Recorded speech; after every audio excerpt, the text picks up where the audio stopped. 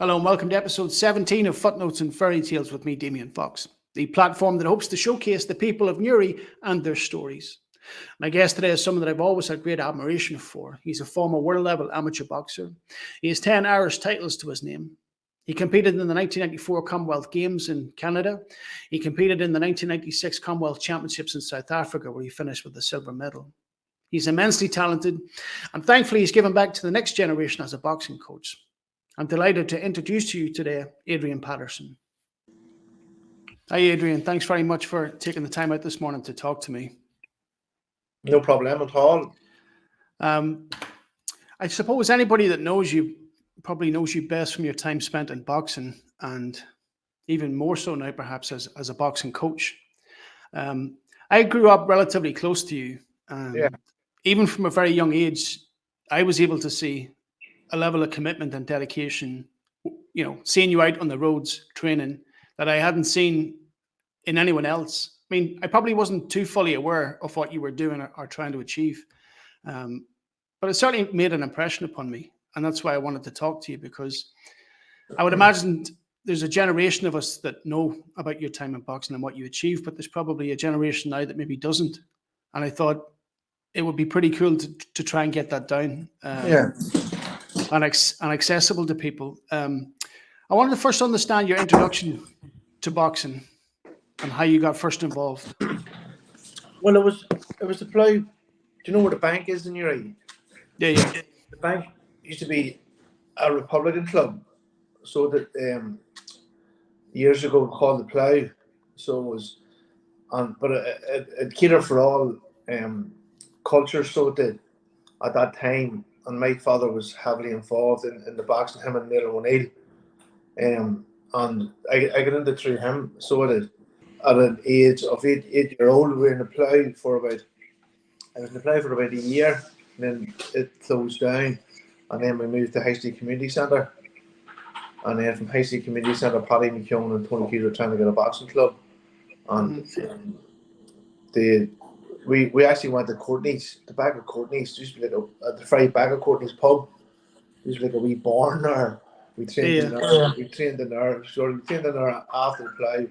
Then we went to High Street Community Centre. Then Bodyline over in Edward Street.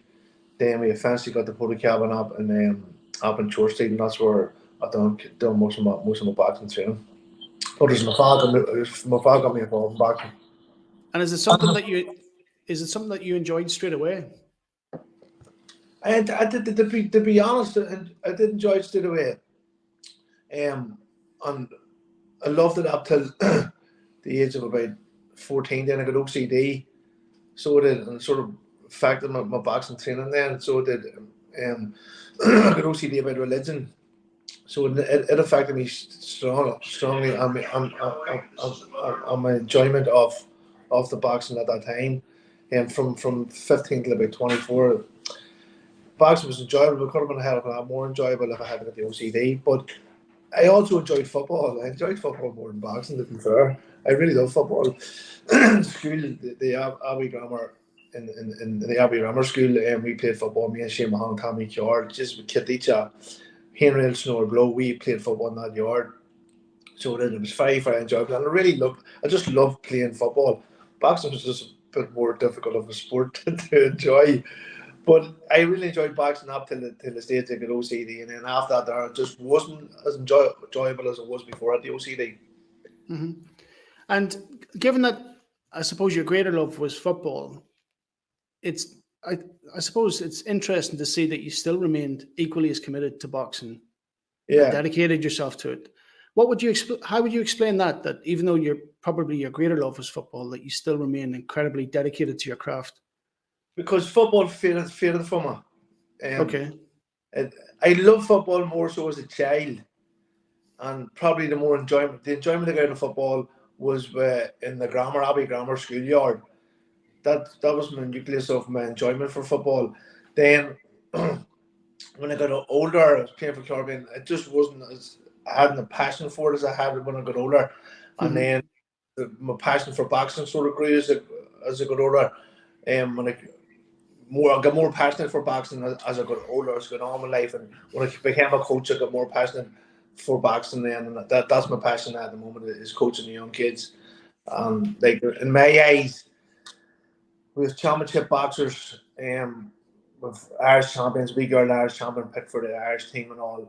But most as important to me as a wee kid that comes every night, that maybe hasn't the biggest skill as an Irish champion, but to give me their time and commitment, and they look at me. I mean, when I talking to them, they're focused on me.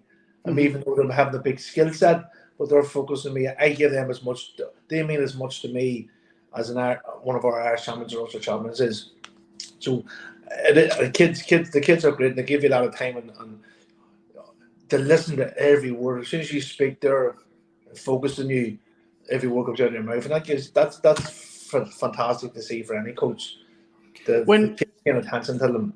When we go back to you as a kid, how attentive and impressionable were you? I mean, when you were being trained, I mean, I seen that St. Patrick's Boxing Club was founded in 1984. Like when you were, I suppose, under the guidance of Tony Hughes and Paddy McKeown, like were you equally as attentive and impressionable? I was I was, yes. Jimmy McKeown as well, Paddy, Jimmy and Tony. Okay. I definitely would have listened to every word to say it, but I was focused. I was a very strong minded character when I was young, because when I knew the talent, I didn't let it go to waste. I focused on it and I trained hard, and as you would have seen me yourself, and Pat Amore, I would have worked for Pat Amore, and I worked as a paper boy from 12-year-old to 18-year-old. Being an 18-year-old paper boy is just sit right with most boys. But the reason why I done that was for my fitness. I trained 7 days a week. I was running 7 days a week, and Friday said I would take a sick day. So from 12-year-old to 18-year-old, the reason why I done the paper run was to keep me fit. So I was a very dedicated boxer, and like I would have run from High Street to Burnish, and without stopping, and shot it back 3 minute rounds to top of the Burnish, and then back to High Street again. Which going up without stopping you had to be strong minded, like. Absolutely. And how early on was it noticed that you had a particular talent? You know, more so than perhaps any other person. I'm right-handed, and I'm a southpaw, where it should be an orthodox. So it wasn't picked up when I went to the play, because it was massive crowds at the play. They came from all over Newry. So I just sort of fiddled about myself. And then when I went to Paddy, then it was my dad and the others. So when I went to Paddy, they seemed sort of, I was natural southpaw then, even though I should have been an orthodox. So my first fight I was beat, believe it or not. It was a Newry man beat me, a boy called Shane Rogers beat me. My very first fight, but I stuck at it.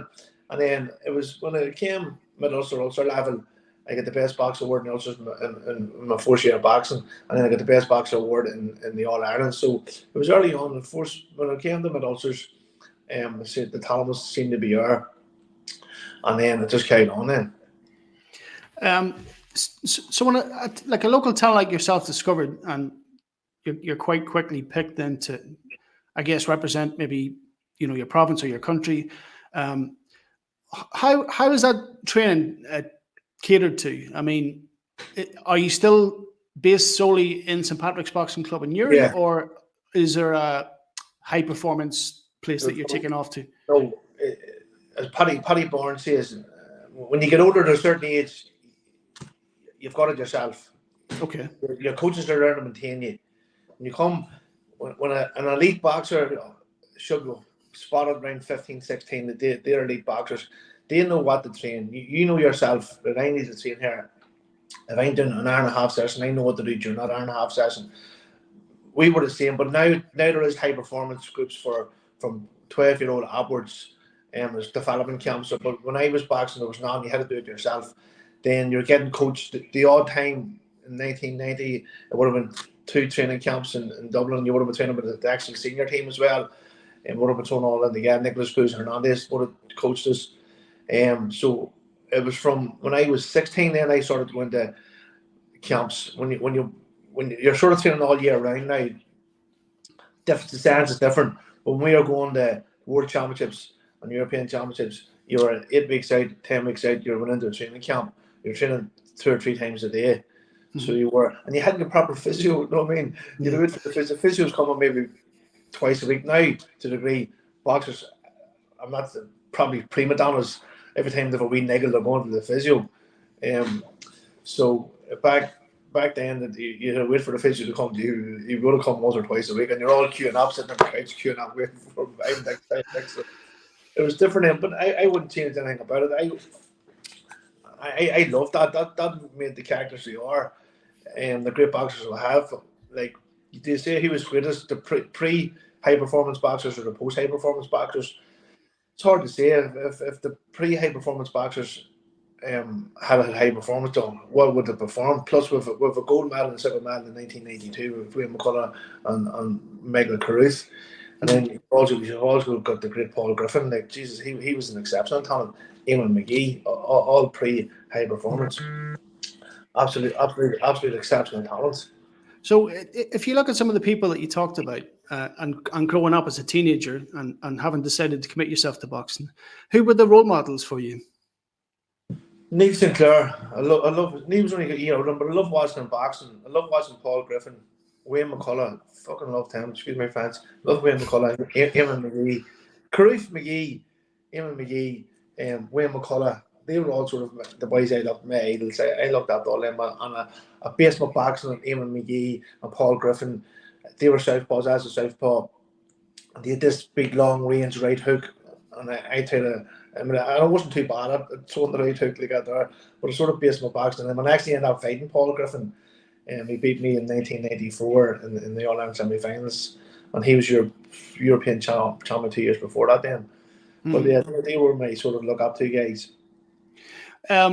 If we talk about the first time that, and I've asked this of someone else that I talked to, it's one thing to be talented locally, and you might get a certain level of confidence, but when did you fight and realize quite quickly that there was levels to this game where you fought somebody that perhaps schooled you, for want of a better word, and you realized then quite quickly that, you know, I've still got a long way to go in this game?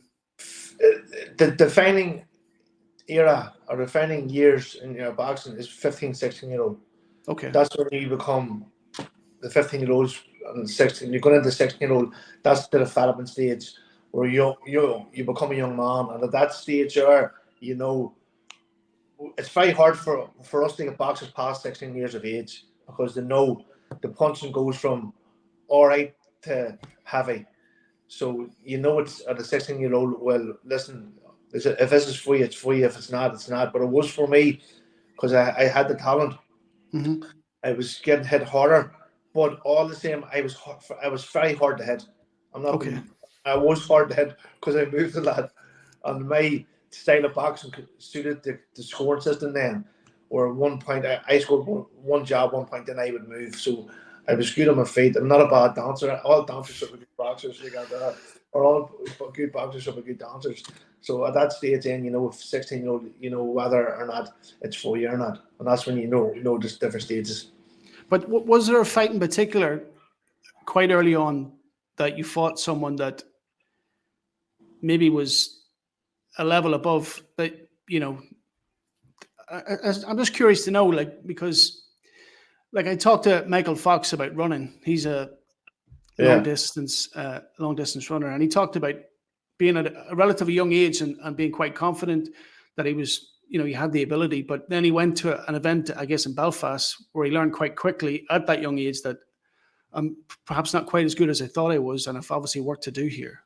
Was there a fight in your mind? No, I realised that talent, that it wasn't bad. When I went 1990, it was just horrible. I was under 14, I was boxing under 15. We went to America. We beat the Americans in America. I was against our number one team. Mm-hmm. Then I realised I wasn't bad at it. So Okay. it is because it was boxing a year above myself. And then from that year onwards then I was developed then, started developing, my career started developing then. So it did. So 14-year-old, I sort of started realising, yeah, this I have a career here, and I'm not bad, I have a bit of talent here. Then you go to the European Championships, then you go, wow, European Championships when I was 16, World Championships when I was 16, European Championships when I was 17. Then you realise, but you're against the elite sport. forward. That's when you become elite. So that's when you sort of know, well, I have a wee couple of levels to go here. But it wasn't too far off, to be fair. So it wasn't. I wanted to understand because I understand that you were a southpaw, and this is more for my own curiosity than anything. But do you have an advantage as a Yeah, southpaw? same as a left footer. I Mhm. mean, left footers are few and far between. I should have been orthodox, but a southpaw. Everybody hated us. Fucking hate southpaws. Fucking every time I went scoring, Mickey Horowitz in Belfast, and I hated scoring them, but they hated sport. All the Belfast boxers hated scoring me. All the Dublin boxers hated scoring me because it's so fucking. I was tall and skinny, and I was Yeah. awkward. But I could hit hard with my left hand. My left hand was my weak hand, but I could hit hard of it. But it's just southpaws are awkward. Just Yeah. backers. So, having gone on then, performed at European level and world level, what was your first title fight, and how did you find that experience? My big fight was 95, 96 was my big title fight. I won the combat or the Gaelic Games.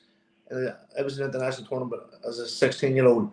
Then I won the two big elite titles in 95, 96. Then my biggest title was combat silver medal in South Africa. A boxer boy called Philip Undu. He'd been on to be world champion, and he actually went on to fight Floyd Mayweather. So that All would right. have been my highest level of boxing. So it was in South Africa.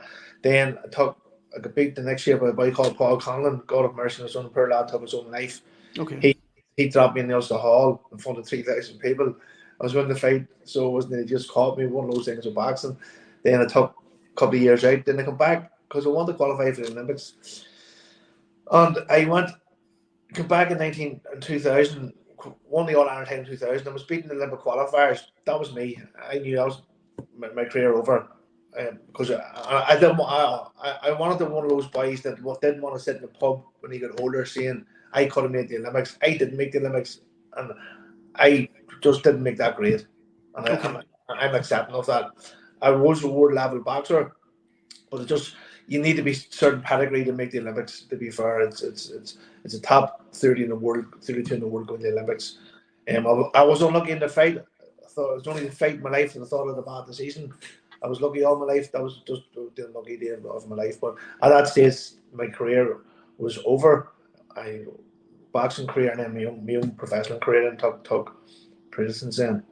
I'll come back to the Commonwealth Championships and stuff like that, but was it never a consideration that beyond the amateurs that you might turn professional? Never never on my radar. Never on my radar. Pro boxing's pro boxing isn't an elusive career. Mm-hmm. People say, "Oh, he's a pro boxer." That doesn't mean diddly squat. To me personally, Yeah. but Freddie Flintoff is a pro boxer. KSI is a pro boxer. It doesn't mean Yeah. that. You could turn pro tomorrow morning, providing you're medically fit. There's no prestige behind being a pro boxer. So the only thing good to be KSI and Tommy Fury. Tommy Fury's a prize fighter. KSI got him maybe 4 million for that prize fight. Tommy Fury would never earn that in his life, but no, it wasn't on my radar because I knew there was no money in it. And what age were you when you? I guess it was in 2000 when you went to qualify and didn't. What age were you then that you decided to call it a day? That was at 25. And is that like where does that stand? I mean, is that typical at that age to think if I don't do it at this age, it's just not going to happen for me? Yeah, Or but people are lucky to get to that age. So okay.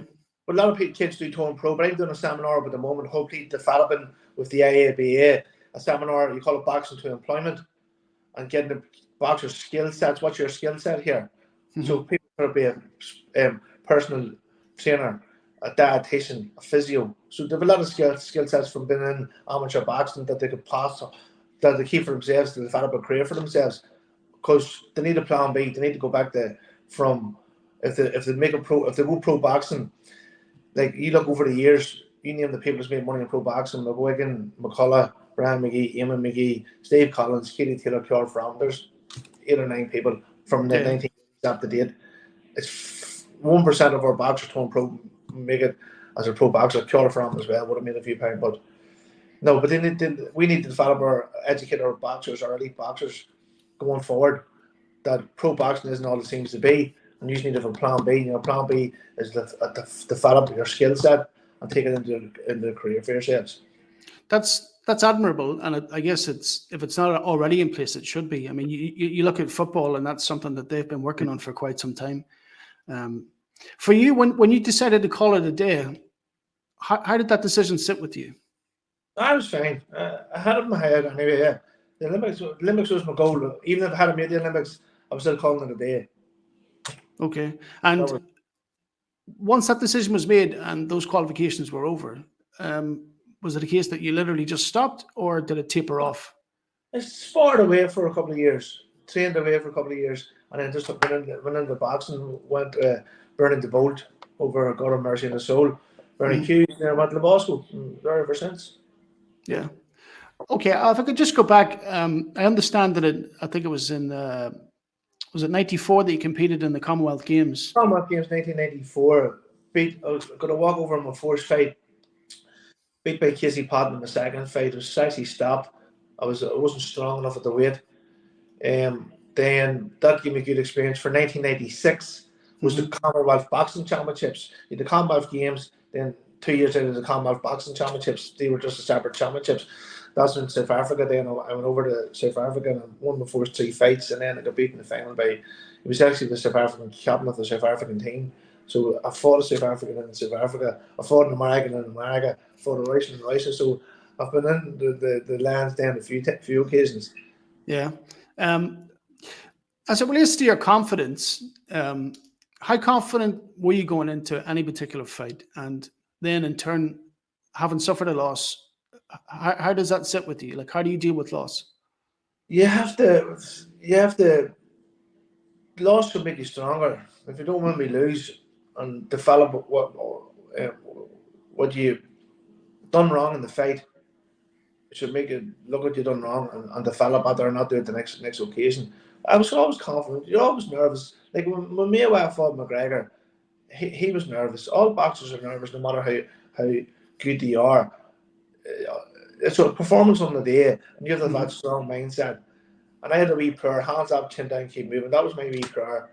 I was in the change rooms walking around, they got there. From my dad, I was doing my hands up, chin down, they got there. So hands up, chin down, keep moving. And I knew if I stuck to that wee routine, that I would be difficult to beat, and I always stuck to it. So every time I had change rooms, when I shadow box myself, I that wee mantra, hands up, chin down, keep moving, hands up, chin down, keep moving. Going into the ring, that was my focus, and that calmed me down. Because if I stick to this mantra, I'd be all right. And most occasions it worked for me. So it did. Most occasions it worked for me. And what was the goal? I mean, like I said, when I grew up around Church Street, I always seen you religiously running the roads. And I guess in any other sport, I've never seen someone with that level of commitment. But for you, what was the motivation then to dedicate yourself 6 days a week running the roads, training? That was always the goal. Okay. Commonwealth Games in the Olympics, and I got the Commonwealth Games. And what was that experience like? Fantastic, Jesus! It was a mini Olympics. It was awesome. Canada, 18 years of age, on the world stage, opening ceremony, closing ceremony, fighter jets going over your head. It was freaking awesome. Seeing all John Regis and all the top athletes at the time, all walking past your start. It was fantastic. So it was still fit. There's videos on YouTube and all. There's photographs and all. We're still friends with some of the members of the team. Yeah, it was just an awesome experience. So it was. And when you look back in that, I mean, that for anyone is a remarkable achievement just to get there, because I think it speaks to the standard that you were fighting at. But even now, like, how proud of yourself are you that you only sort of realize your achievements when you get older. Mm-hmm. So I'm a good friends with Shane Mahan, and we're talking to Shane a couple of times. But Shane's achieved so much in his life, with his football career. Like he was telling me, which was amazing. Playing reported down, there was him, Marty McGee, I think, Joey Cunningham and Robbie Keats going down the 1 yard. That's fucking amazing. That's amazing. Like, so he realizes that when I realized, when he said that, it was just some talent down the yard. You realize when you get older, what you've done. And I have 10 Irish titles, so I have, and it's difficult to get 1 Irish title with my current squad. And even in the Armagh Down team, we've only got, last year we got four we got 4 hours time between the squad. We got there, so it's. I'm quite proud of it now when I look back on it. So and you've our coaches telling their boxers he's 10 times Irish champion, makes you feel proud as well. Then yeah. I suppose it's an added bonus for those that you're coaching that they have access to someone with that experience. Yeah. Not everyone, I would imagine, has that. When we look at your first Irish title, was that 1995? Jesus, no. Before senior title, before Irish title was 1987. Before senior title was 95. The big one, that was the equivalent to the Sam Maguire boxing terms. It was 95, 96, and then 2000 was the 3 big ones then. So it was a remarkable achievements when you look back on them, because there's no one in here who's done that yet. I was reading about Olympic level boxers, and obviously you've Michael Carruth, I think in 92, Wayne McCullough, Katie Taylor, Michael Conlon, and there's obviously many more that you could name. But I think the total number of medals gained in Olympic boxing outweighs the number of Olympic medals achieved in all other collective Irish sports. What would you attribute that to? Like, why are we so successful in boxing, and what is ultimately our interest in it? Why are we so good? I think it's just in us. I think it's just the name Fighting Irish. I think it's in us, and talent breeds talent. So those our boxers are continuously developing over the years. And the last Commonwealth Games was absolutely fantastic, the biggest medal haul ever. So it's just, I'm saying, success breeds success. And our boxers are watching our senior boxers and following in their footsteps. And that's always going to be the way, I think. Yeah. I always remember Paddy Keelty talking about a particular Olympics where the Irish achieved, I think it was a gold medal in rifle shooting. And of course, given our history, it's no surprise we're so good at it.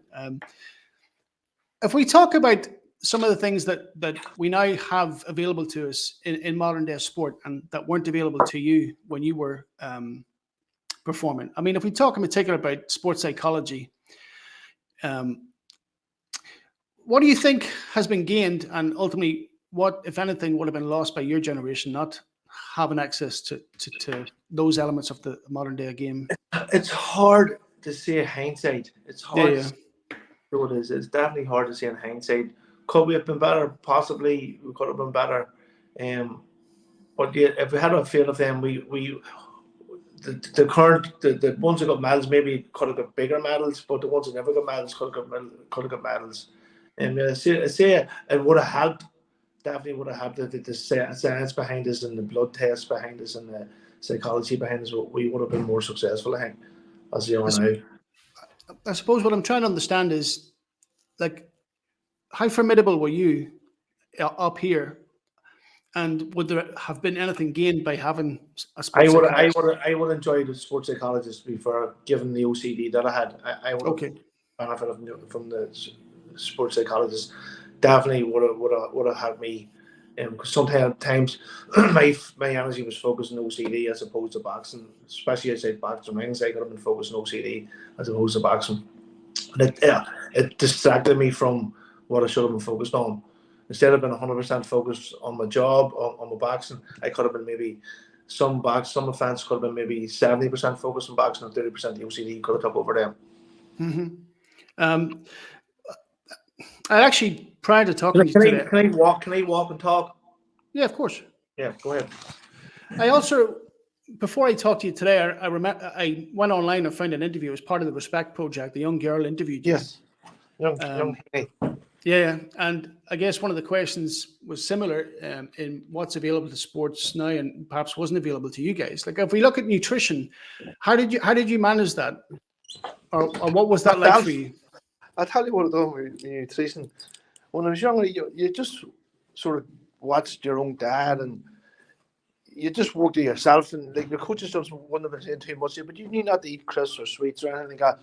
But when I got on to the senior level, when I became senior level, I was sticking with my dad, because everybody's always tight on their weight, right? Yeah. When we came into the elite level, I had to have and a dolce feta kebab once a week.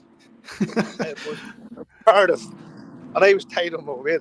But I had to get even for your mental health, and you're struggling all week with your weight and watching your food.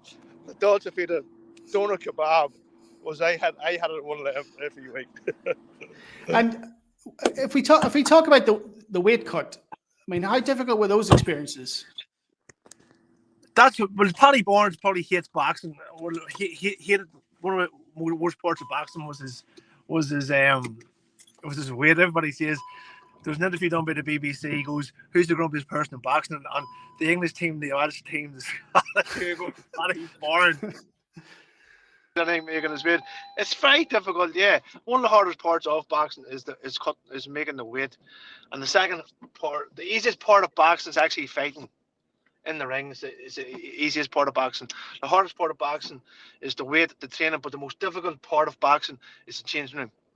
Seeing you're not Okay. changing room, and you're there in the changing room, um, you're thinking the worst things in the world. This boy's going to beat me. This boy's got 3 arms. He's 6 muscles in each arm. He's like Popeye. Yeah. And all the boxers go through the same things in their own heads they got there. And unbeknown to ourselves, but you don't think your opponent's thinking the same things as we're thinking. They got there, but you have the boxing difficulties are training, weight, and then to me, I see a lot of boxers change rooms or waiting in the change room. Then the easy part comes when the bell goes. Then all the worries out the window. You're just focused on one job. Then. And I suppose with regard to weight, you ultimately fought in the beginning at featherweight, but made the decision to move to lightweight. What was that? Yeah. What was the motivation behind that decision? Because I couldn't make featherweight no more.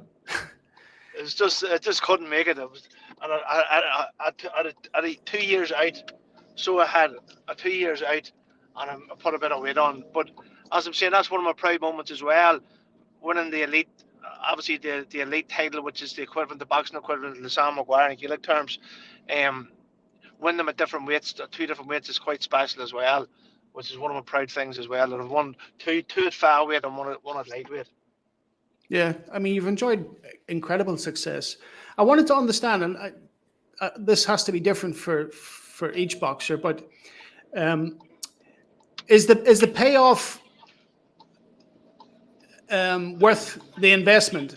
Like when you invest, I don't know, maybe 12 weeks, 14 weeks into a camp for a 36-minute or whatever it might be victory, is the payoff worth the investment? Yes, most definitely. Especially when I had this success that I had, and I'm grateful to God for it. It definitely is. Yeah, most definitely. Same as Windmill Stars winning the Caribbean League. They train Yeah. 3 or 4 times a week. They got there, and clearly Celtic winning the Caribbean League. It's definitely, even though, to be fair, boxing's a lot more difficult training and more difficult, but the rewards, you definitely benefited with the rewards, and it's definitely well worth it. Especially see the pride in your dad and your mummy and your bra and my wife. Like my wife's been with me since we were 14 so she's been through all my career with me. The 2 of us were 14, and when we met each other, and we're each other now 47. We're 2 of us are 47 now, so to see the joy on all our faces is fantastic. And then my wee boy now growing up, he's in the boxing club now. He's beginning to realise the stuff that I want as well, which makes me proud as well. Yeah. If we could talk about some of the lows that you experienced, what are some of the low points? Like, what are some of the more difficult things that you had to overcome? Low points. If we could beat the Ulster Hall was one of the low points in my career. OCD was a big thing, but I never overcame it till recent years.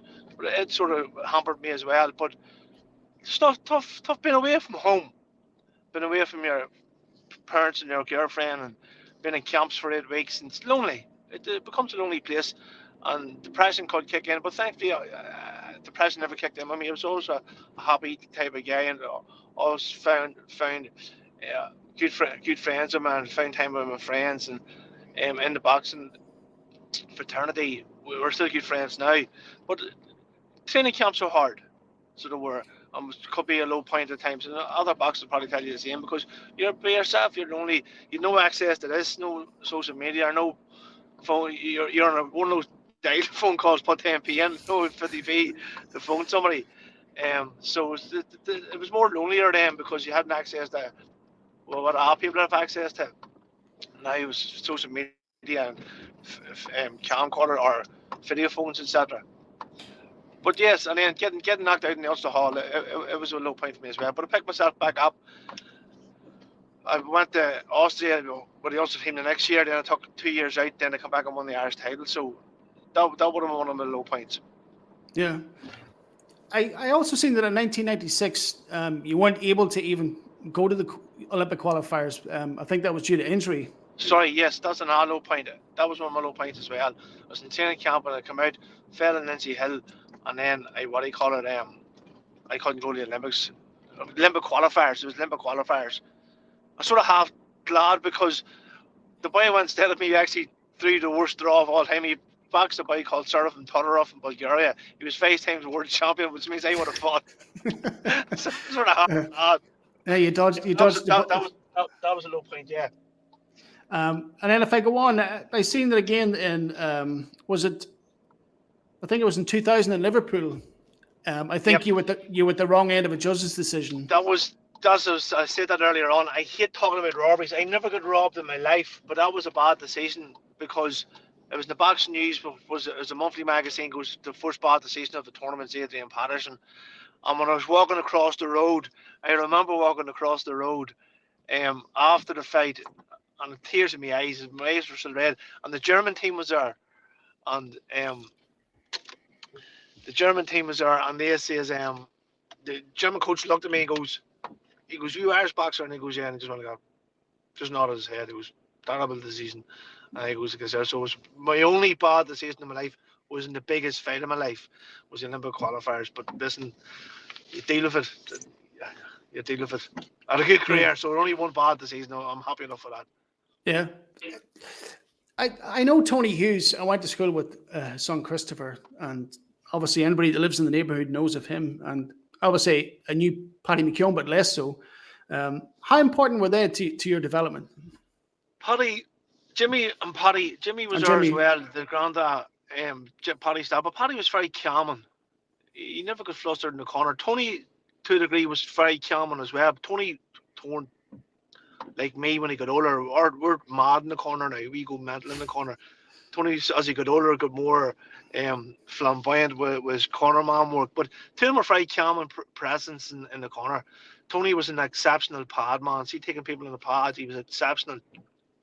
He was up there with the best pad men in Ireland. I've been with Mickey Hoggins, Billy Walsh, and Phil Sutcliffe, and Tony's definitely up there with them boys as the best pad men in Ireland, and a great coach. Tony's a good fitness coach as well. Paddy, very calming. He installed confidence in you. Mm-hmm. So you remember one time we were going past Arthur Ruddy doing the poster in your area, and Arthur, rest in peace as well, he just died recently. And Paddy, he goes to Paddy, where he's going today? He goes, we won the 9 counties. I was shite myself. No, he always been nervous to get there in the 9 county signs. And he goes here, how do you get on, Paddy? Paddy goes, we'll get on grand. That will get on grand. Just give me so much confidence. He goes, we'll get on grand. Just something like that. That sticks in my mind. I was maybe 13 at the time. He just goes, we'll get on grand. That just installed confidence in me. So he's very good at being calm and installing confidence in you. Yeah, I would imagine. I mean, if you're around people that are measured and are level-headed, that obviously has to feed into the rest of you.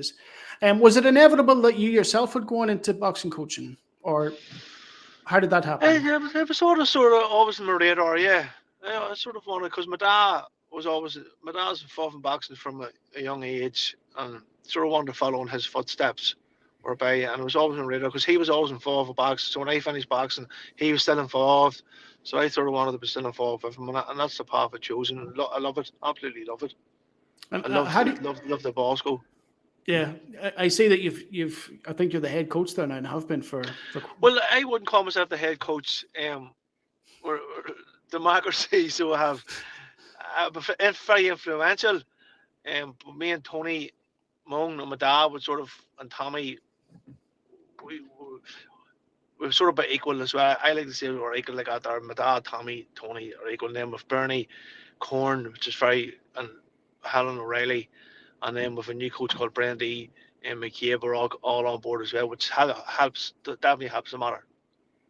And given that it is a newer generation, how much of those new things that are available to modern athletes do you try to expose young people to? Like, is there an element of sports psychology, and are you advising and guiding them on nutrition and recovery, rest? Yeah, when they go to elite, Kayla's only 12, and she's in the Irish team, so she'll be exposed to all that. But my main thing is that I expose them to is meditation. We meditate every night for 2 minutes on the floor, the whole squad, and they close their eyes. They're sitting on a beach. They're listening to the sound of the waves. The sun's beating down on them, and they have a feather on their nose. They have a feather on their nose, so they have to breathe slowly so a feather doesn't move over their nose. So they do it for 2 minutes every night. That's to help them relax in the changing room when they're in the changing room. I'll ask you one more question if I could. What's the best performance? And it might not necessarily be the most obvious one, but one that perhaps you had to dig deep. You thought you were down on the scorecards. You had to dig deep and ultimately come out victorious. What for you was your best performance?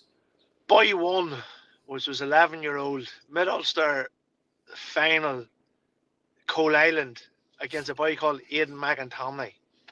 Fucking hate him. We sparred him previously out there, and he came out, and the coach had everything in line. Aidan, McCluskey. Coach had me do a tee.